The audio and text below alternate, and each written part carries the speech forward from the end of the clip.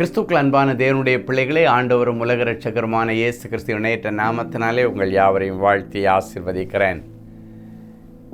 இந்த மே மாதம் 3ஆம் தேதி மங்கள வார்த்தை நிகழ்ச்சி மூலமாக உங்களை நேரடியாக சந்திப்பது எனக்கு ரொம்ப சந்தோஷம். உங்கள் வீட்டில் எல்லோரும் சந்தோஷமாக இருக்காங்களா?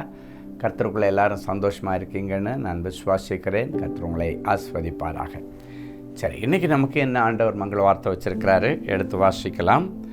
லேவியராகமம் 26ஆம் அதிகாரம் 12வது வசனம் இப்படியாய் சொல்லுகிறது: நான் உங்கள் நடுவிலே உலாவி உங்கள் தேவனாயிருப்பேன், நீங்கள் என் ஜனமாயிருப்பீர்கள். ஆண்டவர் நம் நடுவிலே உலாவுகிற ஆண்டவர். மனுஷர்கள் மத்தியிலே வாசம் செய்கிறது அவருக்கு ரொம்ப பிடிக்கும். மனுஷர்களோடு இணைந்து வாழ்வது, நம்மோடு இணைந்து வாழ்வது அவருக்கு ரொம்ப பிடிக்கும். ஆண்டவர் சொல்லியிருக்கார்ல, இதோ வாசற்படியில் நின்று தட்டுகிறேன், ஒருவன் என் சத்தத்தை கேட்டு அவன் கதவை திறந்தால் நான் அவன் வீட்டிற்குள்ளே பிரவேசித்து அவனோட தங்கியிருப்பேன், அவனோட போஜனம் பண்ணுவேன்.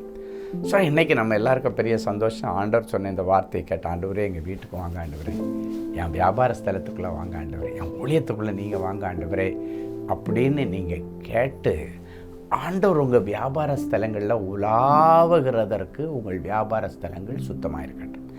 ஆண்டவர் உங்கள் வீடுகளில் உலாவும்படிக்கு உங்களுடைய வீடுகள், பாளையங்கள் சுத்தமாக இருக்க கடவுது. உங்கள் ஊழிய எல்கைகள் ஆண்டவர் உலாவுகிறபடியினால் அது சுத்தமாக இருக்க கடவுது, அது பரிசுத்தமாக இருக்க கடவுது. யாருக்கெல்லாம் முன்னேறணுன்னு ஆசையோ இன்றைக்கி ஆண்டவரே என் வீட்டில் வாங்க, என் வியாபாரத்தில் வாங்க, ஊழியத்தில் வாங்க.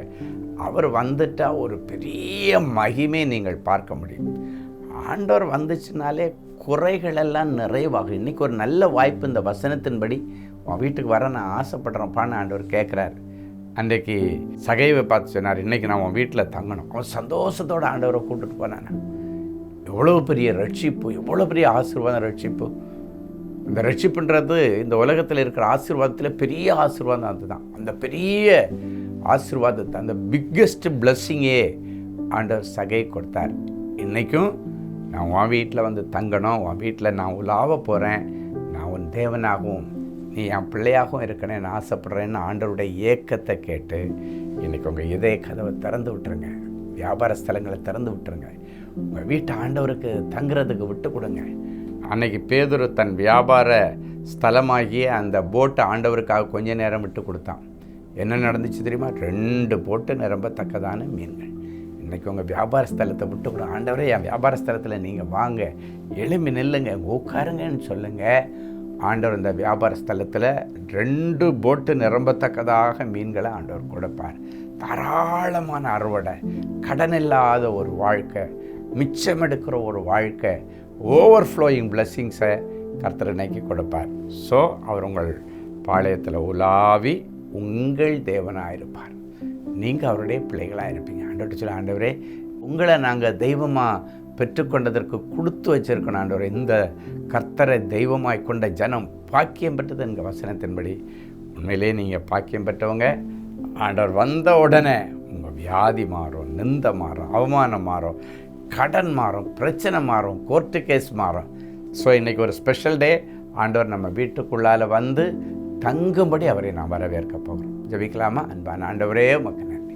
நாங்கள் எல்லாரும் இணைந்து உம்மை எங்கள் வீடுகளுக்கு வரவழைக்கிறோம். எங்கள் இருதயத்திலே வந்து தங்கும்படி வரவழைக்கிறோம்.